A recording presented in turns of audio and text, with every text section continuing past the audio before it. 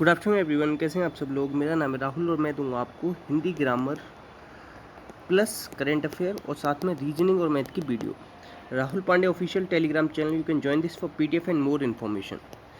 पहले क्वेश्चन से स्टार्ट करेंगे। पहला क्वेश्चन है आपका समास का। तो समास का विलोम क्या होता है? व्यास। और समास का अर्थ क्या होता है? संक्षेप। याद रखना है। समास अर्थ के आधार पर कितने प्रकार का होता है? 6। और पदों की प्रधानता के आधार पर कितने प्रकार का होता है? 4। पथ भ्रष्ट, तो पथ से भ्रष्ट मतलब आ जाएगा तत्पुरुष। जो मैंने बीच में बोला ना, से क्या है? कारक चिन्ह। कारक चिन्ह की संख्या होती है 8 और ये सब किस में आते हैं? कारक चिन्ह तत्पुरुष में। से आया है तो मतलब अलगाव हो रहा है, तो ये अपादान तत्पुरुष। थोड़ा सा डीपली भी पूछ सकता है। अब भाई भाव में पहला या पूर्व पद प्रदान होता है, याद रखना। द्वंद्व 3 प्रकार का होता है। कौन कौन सा? इतरेतर, समाहार और वैकल्पिक। और बीच में योजक चिन्ह का यूज करते हैं 99%। आंसर क्या आ जाएगा इसका? बी। नेक्स्ट, आंसू का बहुवचन बताना। तो देखो, आंसू, होश, दर्शन, प्राण, हस्ताक्षर, ये नित्य बहुवचन होते हैं। ठीक है, तो आंसर आ जाएगा ए। नेक्स्ट, अब इसमें बताना जिसके पास कुछ ना हो। कुछ नहीं तो मतलब अकिंचन। ठीक है, अक्षम होता है जो कुछ करने में समर्थ ना हो। सॉरी, वो छोड़ दो, ये वाला छोड़ दो, बस इतना याद रखो। अकिंचन होगा जिसके पास कुछ ना हो। नेक्स्ट, नेक्स्ट है इसमें बताना है शुद्ध। कुमुदिनी, कुमुदिनी इस तरीके से लिखा जाता है। ठीक है, बड़ा नहीं आता, दोनों छोटे आते हैं। तो इसमें दोनों तो मगर छोटी की मात्रा नहीं। अब देखो इसमें बड़ा कर दिया, आंसर आ जाएगा बी। अच्छा देखो, उज्ज्वल लिखना सीख लो। उज्ज्वल, वाल्मीकि लिख लो, बहुत पूछा जाता है। ठीक है, नेक्स्ट, लोकोक्ति, शब्द में संधि बतानी। तो देखो संधि 3 प्रकार की होती है। कौन कौन सी होती है? स्वर संधि, व्यंजन संधि, विसर्ग संधि।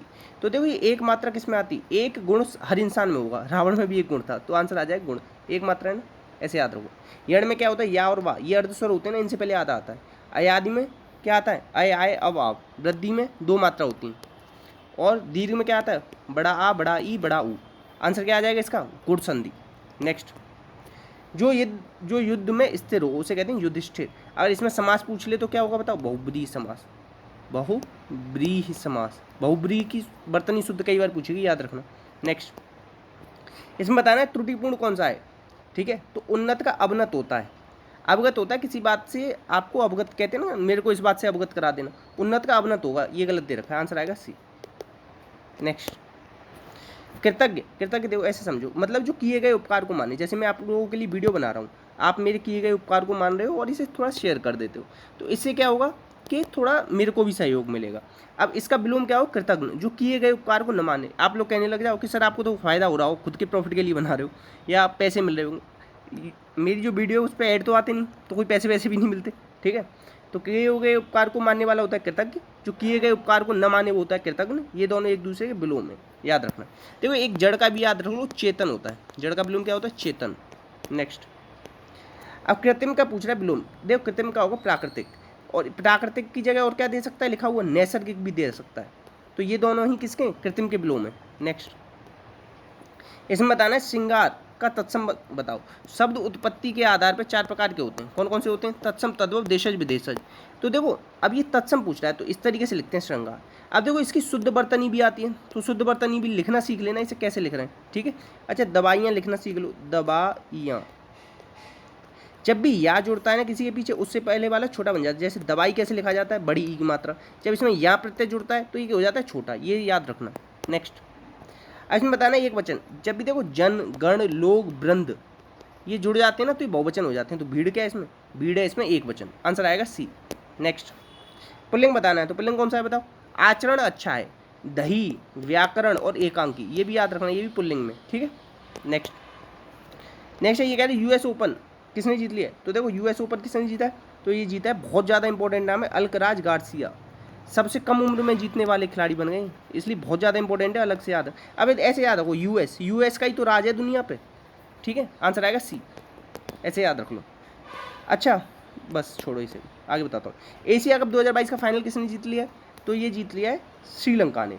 अच्छा ये पूछा जाता है इंडिया और श्रीलंका के बीच में कौन सा स्टेट है? तो पाक स्टेट है। कई बार ये पूछ लिया जाता है पाक स्टेट किस किस के बीच में, ये भी याद रखना। ठीक है, ऑस्ट्रेलिया के साथ हम करते हैं पिच ब्लैक नाम का एक्सरसाइज, ये भी याद रखना। और बिली बिली नाम घास के मैदान, ये भी ऑस्ट्रेलिया में, ये भी याद रखना। बस इतना याद रख लो, आंसर क्या आ जाएगा इसका? ए। नेक्स्ट, अच्छा ये भी याद रखना, श्रीलंका ने किसको हराया था? पाकिस्तान को ऊपर वाले में। अंतर्राष्ट्रीय डेयरी संघ का मतलब ये सम्मेलन कहाँ पे हुआ है? तो ये हुआ ग्रेटर नोएडा। ऐसा भी हो सकता है ऑप्शन में नोएडा डाल के दे दे, तो नोएडा नहीं हो, ग्रेटर नोएडा आएगा आंसर। आंसर आएगा बी। अच्छा डेयरी बोर्ड कहाँ पे? करनाल में। ये भी पूछा जाता है कि डेयरी बोर्ड कहाँ पे? करनाल। आंसर आएगा इसका बी। क्या आंसर है? बी। नेक्स्ट, अब ये कह रहे हैं प्रोजेक्ट 17A के तहत स्टील फ्रिगेट लॉन्च की गई, उसका नाम है तारागिरी। अब ये पूछ सकता है कि पहली कौन सी थी? ये 5वीं है, ये भी बता दूं। पहली थी इसकी नीलगिरी, तो आंसर क्या आ जाएगा इसका? ए। नेक्स्ट है, ये कह रहा है एक पार्टी में 77 लोग उपस्थित हुए, महिलाओं का अनुपात पुरुष और महिला का दे रहा है, तो महिला का अनुपात क्या है? तो महिला का अनुपात क्या है? 7 से क्या कट रहा है? 49। एक सेकंड में आंसर आ गया। वैसे आप निकालना चाहो 7 × 11, 11 से 7 बार कटेगा, 7 7 49, ऐसे भी कर सकते हो। नेक्स्ट, अब ये कह रहा है रोहन और सोहन की आयु 4:3 है, 9 वर्ष बाद 33 का हो जाएगा। सोहन की उम्र बताओ। तो देखो रोहन की उम्र 9 वर्ष बाद कितनी हुई? 33 की। तो 9 साल घटाओ तो कितना हो जाएगा अभी इसका? तो अभी आ जाएगा इसका, ये आ जाएगा 24। ठीक है, अभी फिलहाल में कितना दे रखा है? 3। तो 3 कितने बड़ा है? 8 24। रुको मैं कुछ गड़बड़ कर रहा हूँ। अभी तो 33 वर्ष का हो जाएगा 9 वर्षों के बाद। तो अभी इसमें से 9 वर्ष घटाओ, तो 9 वर्ष घटाओगे तो कितना आ जाएगा? 3 घटाए तो 30, बाकी 6 घटाए तो कितना आ जाएगा? 24। तो ये रुको, रोहन और सोहन की अनुपात ये दे रखा है। ठीक है, 9 वर्ष बाद रोहन, अच्छा रोहन का दे रखा है 4 8, 4 6 24। ठीक है, तो 6 3 18 ये होगा। मैं ये दोनों अलग अलग पढ़ गया, मैं सोहन का समझ रहा था मगर उसमें रोहन का दे रखा है। तो चलो दोबारा बता दे रहा हूँ, कन्फ्यूजन ना हो गया हूँ। 9 वर्ष बाद 33 का है, अभी कितने का होगा? 24 का होगा। ठीक है, फिलहाल में, और फिलहाल में अभी इसके अकॉर्डिंग अनुपात क्या है? 4। तो 4 की वैल्यू दे रखी है 24, तो 4 6 24, तो 6 का गुणा कर दो 3 से, तो 6 3 18। अब और मैं बताऊँ तरीका, मगर ये देखो जो होगा आंसर वो 3 से कटना चाहिए। ये इसे छोड़ के बाकी तीनों कट रहे हैं मगर निकल नहीं पाएगा उससे आंसर। आंसर आएगा इसका डी। नेक्स्ट, अब ये कह रहा है बहुत छोटी छोटी संख्या क्या है? 6 7 8 12 से विभाजित करने पे 2 शेषफल बचता हो। अच्छा देखो 2 शेषफल बचना चाहिए इन सब से डिवाइड करने पे।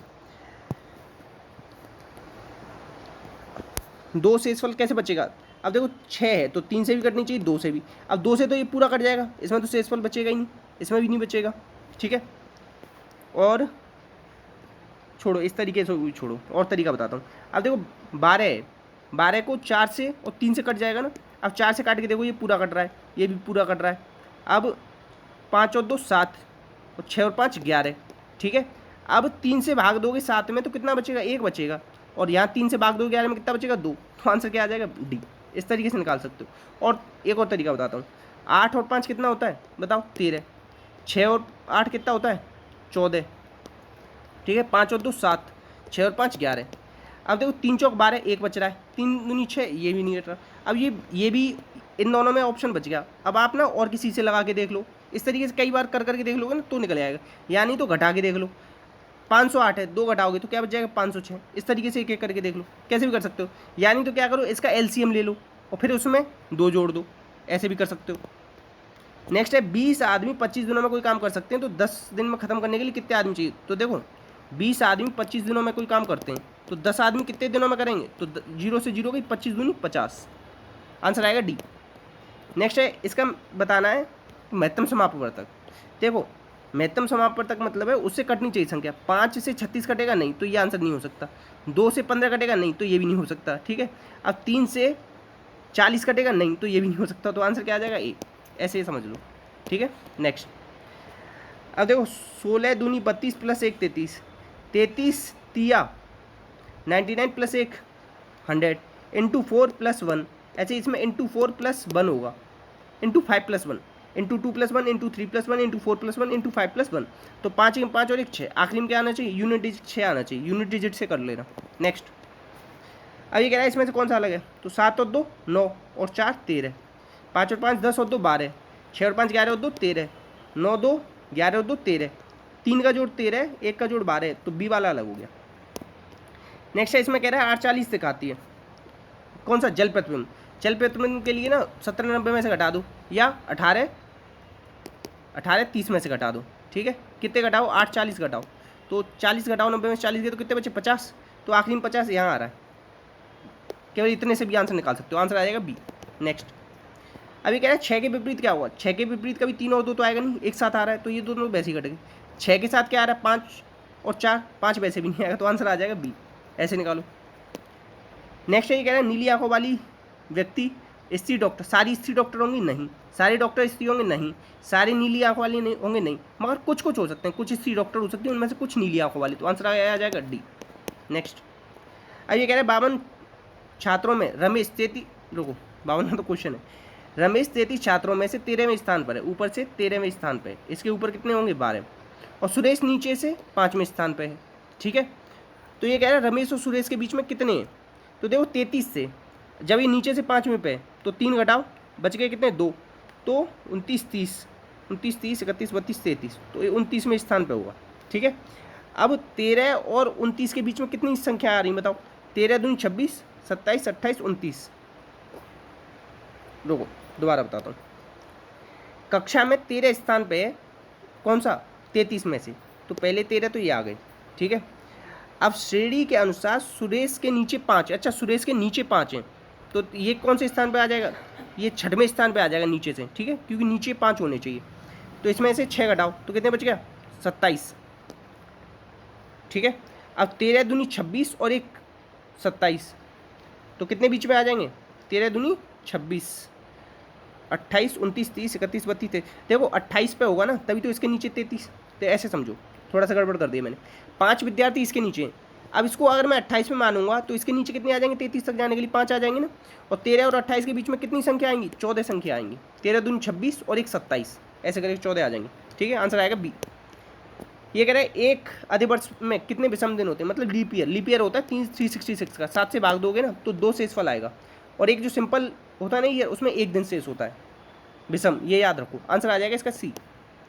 इतने क्वेश्चन दे तो प्लीज़ शेयर कीजिएगा, सपोर्ट कीजिएगा, वीडियो अच्छी लगी तो लाइक कीजिएगा, अपना का ध्यान रखिएगा। जय हिंद जय भारत।